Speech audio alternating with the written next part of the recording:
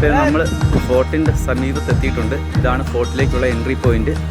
അപ്പോൾ നമ്മുടെ നിഖിൽ ഭായ് ഇവിടെ നിൽപ്പുണ്ട്. നിഖിൽ ഭായിയുടെ റിക്വസ്റ്റ് കൊണ്ട് എനിക്ക് ഇതിൻ്റെ അകത്ത് ഫ്രീ ആയിട്ട് കയറാൻ പറ്റി. അപ്പോൾ നമുക്ക് ചാച്ചിയോട് ടിക്കറ്റ് കൊടുത്ത് നമ്മൾ അകത്തേക്ക് കയറുകയാണ്. ഇതാണ് ഫോർട്ടിൻ്റെ ഒരു എൻട്രി കാഴ്ച. അതായത് കിടങ്ങുകൾ നിർമ്മിച്ചിട്ട് അതിൻ്റെ അകത്ത് വെള്ളം നിറച്ചുള്ള ഇതാണ്. ഇവിടെയും കിടങ്ങാണ്.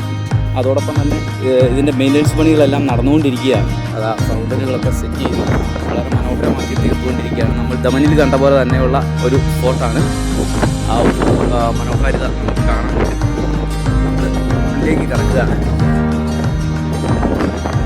കടലിൽ നിന്നുള്ള ഒരു എൻട്രി പോയിൻ്റാണിത്. അതോടൊപ്പം തന്നെ ഇവിടെ കടലിലും കയറ്റി എത്തിക്കുന്നതാണ്.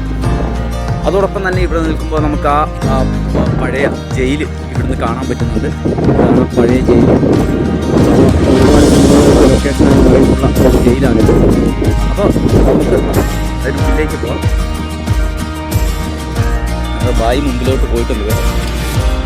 അതെ, കയറി വരുമ്പോഴത്തേനും ബഗ്ഗി കാറുകളാണ് കൂടുതലും ഇവിടെ ഓടുന്നത്. ആളുകളെയുമായി ഉള്ളിലൂടെ പോയി മുഴുവൻ കാണിക്കുന്നത് ബഗ്ഗി കാറുകളാണ്. അപ്പോൾ ഇവിടെ ഒരു വ്യൂ പോയിൻ്റ് ഉണ്ട്. അതായത് ഒരു കോട്ടയുടെ ഒരു ക്ലിഫ് ഭാഗമാണിത്. ഒരു ടവർ, അപ്പോൾ ഒരു വാച്ച് ടവറിൻ്റെ സമീപത്തേക്കാണ് ഞാൻ വന്നത്. ഇതാണ് ഒരു വാച്ച് ടവർ. വലിയ ഹൈറ്റുള്ള ഒരു ഇതല്ല ആ വാച്ച് ടവർ. കാരണം ഇവിടെ പരന്നു കിടക്കുന്ന ഒരു കടലാണ് കാണാൻ പറ്റുന്നത്. അങ്ങേക്കരയിൽ നമ്മുടെ ഹാർബറും എല്ലാം കാണാൻ പറ്റും. ആ ഒരു പഴയ അതിലേക്കാണ് ആളുകൾക്ക് ഇപ്പോൾ പ്രവേശനം.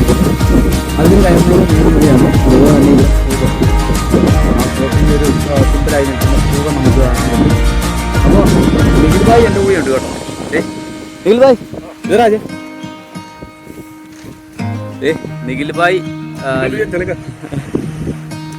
നിഖിൽ ഭായ് മൊത്തം മൂടിക്കെട്ടിയിരിക്കുക. കാരണം പൊടിക്കാറ്റുണ്ടേ, മണൽ പൊങ്ങും. അതുകൊണ്ടാണ് ഇവിടെ തരിമണലാണ്. അപ്പോൾ നിഖിൽ ഭായ് ഇവിടെ ഉണ്ട് കേട്ടോ. അപ്പം നിഖിൽ ഭായിയുടെ ബൈക്കിൽ കാണുന്ന ആ ഏരിയയിലാണ് ലയണുള്ളത്.